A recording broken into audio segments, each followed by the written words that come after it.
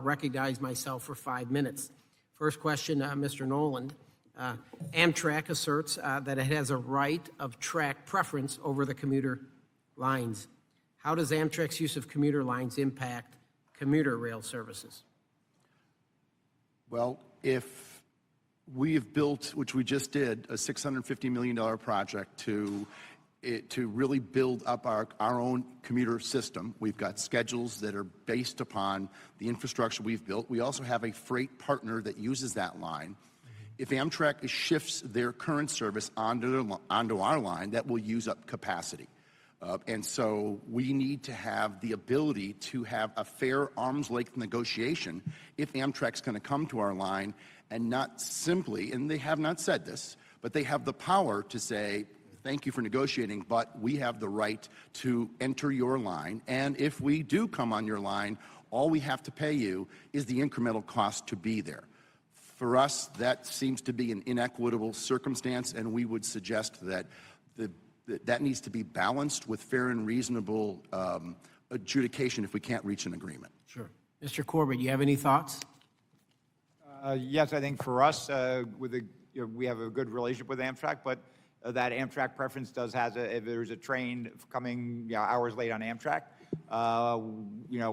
that's for us. We're operating 20+ trains on the Northeast Corridor, particularly at rush hour. So we have to wait till that train comes through. That can hold up, 1,000 people on each one of our trains. So I think the key for us is to be part of the dispatching. We can live with Amtrak preference if we are part of the dispatching, which currently we're not. Sure.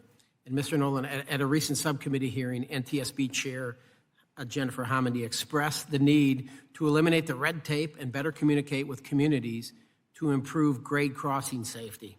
How might FRA improve communication and streamline the application process and grant distribution with regards to the rail crossing elimination program?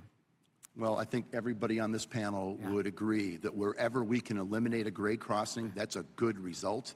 We talked about positive train control. It's a great system. We invested $4 billion plus into it. Saves lives. It makes us a safer system. But if we collectively look at the injuries and deaths at grade crossings across the country, it pales into comparison to what PTC is doing for us. So we are big advocates, and anything that we can do to make access to those funds simpler and easier, we support that. I agree with that, and that's where the lives are lost, the injuries are taking place. I think there's about $500 million, if I'm correct, in that program. I believe that there should be more robust funding into that area, without question. Ms. Johnson, RTD Denver has applied for federal loans and grants for rail improvement projects in the past. What has been RTD Denver's experience in these application processes? Thank you, Mr. Chairman.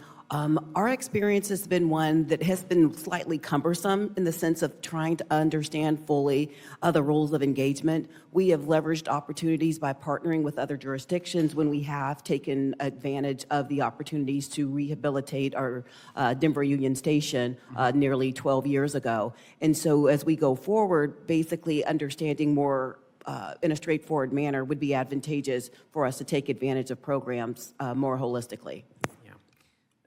This one here, I guess, again, for Mr. Nolan, but anybody can, you touch upon it in your opening statement. We talk about this, the issues commuter rail faces with regard to the excess liability insurance and that 30-day window to obtain the insurance. You're asking for that 1 year, that 365.